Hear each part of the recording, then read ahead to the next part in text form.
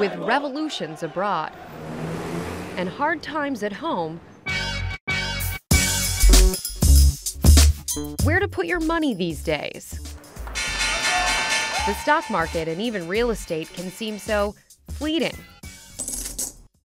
How about something shiny that's been valued for eons?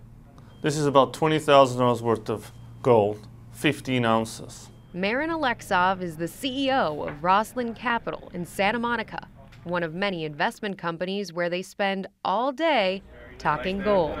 Remember when the euro first came out? Here's the pitch. Gold is hitting historic highs, above $1,400 an ounce. But more to the point, gold was valuable yesterday, and it'll still be valuable tomorrow.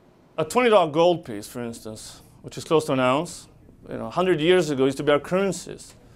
You can walk into a store and buy a suit like this with that coin. 100 years later, that coin right now is what?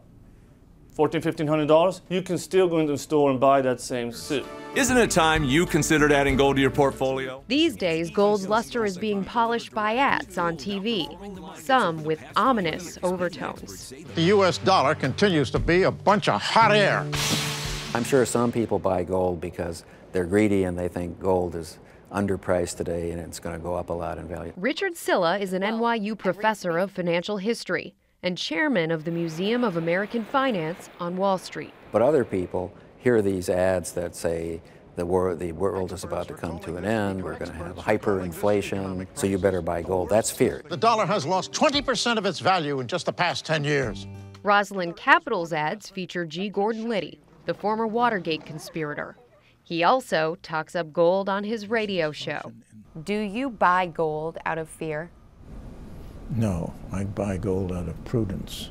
75 calls spread. Here's the thinking among gold bulls. The U.S. is printing too much money. That's hurting the dollar's value, and we're headed toward inflation. Couple that with instability overseas and growth in China and India, and some believe that makes gold very attractive. I think the trend is clearly up over the next few months. Jeffrey Nichols is an advisor to Roslyn Capital.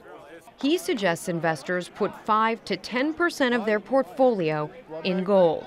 You're not advocating for people to go out and put their entire worth into gold? Absolutely not. Nor would I advocate them to put their entire worth even in Apple stock, as much as I might think that's great.